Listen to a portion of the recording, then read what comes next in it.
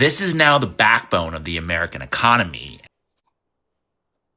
And this is the guy who runs it, and it's not good. Why is Bella Thorne on there? We don't even like her. She broke the website in 2021, which resulted in a bunch of people losing access to their payouts temporarily. And then right after that, because she broke it so bad, OF was like, we're not even gonna allow NSFW content anymore. And then everyone got really pissed off, and like 5 days later, they were like, never mind, we'll still allow it. But literally that was because of Bella Thorne. We do not like her. She does not stand for us. OnlyFans is by far the most profitable company in America. The company generates $156 million per employee. I just know a lot of people don't understand what he's saying when he says that.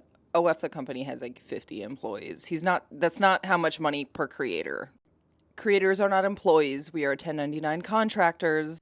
The platform takes a 20% fee to cover processing of credit card payments and platform overhead and their profit included in that out of the gross that all creators make on the platform. Compare that with all these other companies that we think of as powerhouses like Nvidia, the chip maker, or Alphabet, Google, Walt Disney, Walmart. It's not even close. It kind of sounds like you're defending Nvidia, Apple, Google, Walmart, Amazon, etc. Okay.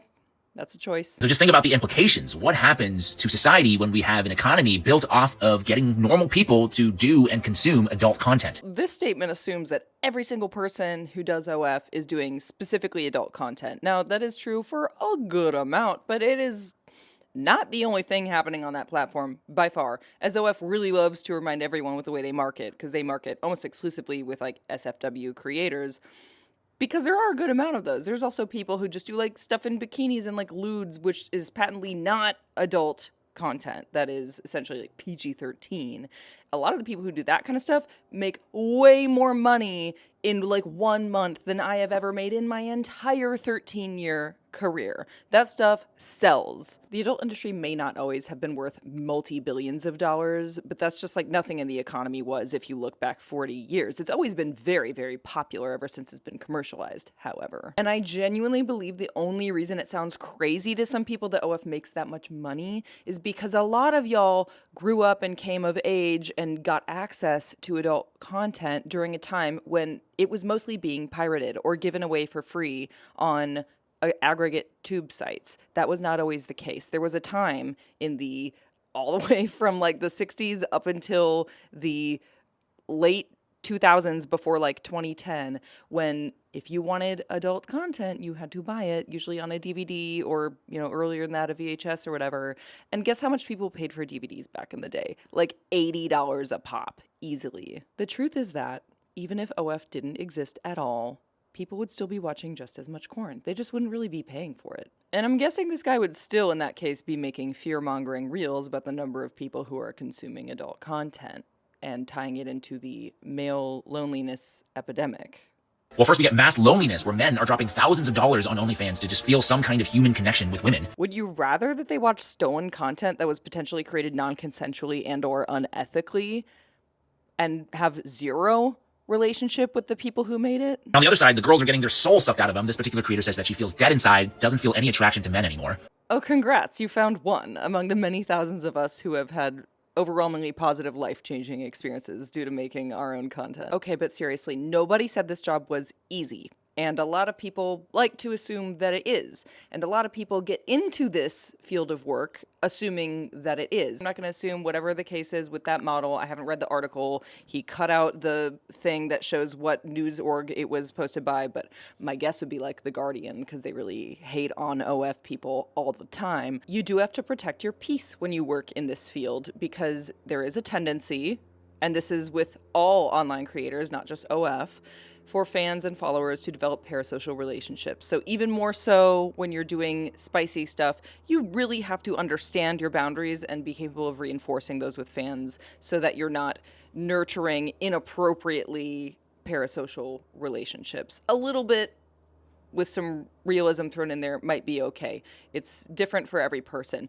My guess, though, is that that creator probably had some weird boundary stuff going on, and yeah, I can see how you might have your experience ruined by that. Yeah, women don't want to have actual intimacy anymore. Look at the numbers. Only 37% of adults are having sex weekly or more, compared to 55% in 1990. Wow. So that's caused by the accessibility of porn online, because I don't know, for some crazy reason, I thought it was caused by like a combination of the lack of comprehensive sex ed in the US over the last several decades, combined with like the rise of even more puritanical culture furthered by Christo-fascism and white Christian nationalism literally taking over every aspect of our political and social lives. But silly me, what do I know? In fact, the lack of social connection is more deadly than smoking 15 cigarettes a day, or drinking, or not working out, being obese, and much, much worse than air pollution. Okay, what are you suggesting then? Because it sounds like you're suggesting that like OF is responsible for this stuff in whole or at least in large part.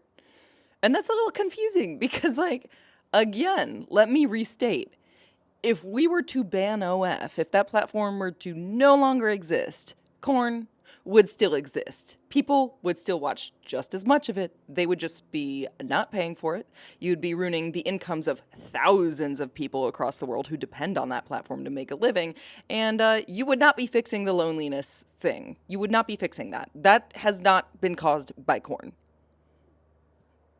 I find it very interesting that OF took off big time during the height of COVID, and yet now when we talk about the causes of the loneliness epidemic, you hear more people blaming things like Corn and OF than you do people actually talking about the long-term effects of COVID on our society. And also, like, really, if you were serious about being, like, mad about the loneliness epidemic, please talk about dating apps. Talk about that. Because those are so much more predatory. My God. And just to top it all off, the #1 donor of APAC is the CEO of OnlyFans. Just a quick fact check, because he's not the CEO. He is the majority owner, but he's not the CEO. The CEO is a woman named Kelly. Okay, Lena Budvinsky, the billionaire owner of OnlyFans, according to internal documents, he and his wife pledged $11 million to APAC, the most of anyone listed. I'm not gonna lie, that fucking sucks. And it's not news to me or really to anyone else who has progressive politics, who depends on that platform for their income. It genuinely sucks so much ass. I hate to say it, but this is kind of like one of those no ethical consumption kind of situations because, like I already said earlier in this video, OF takes 20% off the top from all the creators. I really dislike that the majority owner of OF is using his billions to donate millions to APAC. It chafes my taint, and I really, really hate it. At the same time, if I did not make money on OF, like if all my subs canceled overnight out of protest, I would lose everything, including my ability to do the work that I do in activism for my community and advocating for other marginalized groups. A whole lot of us out here who depend on that platform to make a living do have progressive politics, and we are doing the work to combat the negative effects of what people like Radvinsky are putting their money toward. It sucks, but I don't know, honestly, like, to me, what's more American than that? Are you certain that the company you work for doesn't have a CEO that's donating millions and millions of dollars to the shittiest causes you can imagine? Because I don't know. I really think that there aren't that many Americans who can confidently say that at this point. Is Iran a bigger threat or is OnlyFans? That is a great question, Tucker. Bro, no. Did you really have to end this with glazing Tucker Carlson?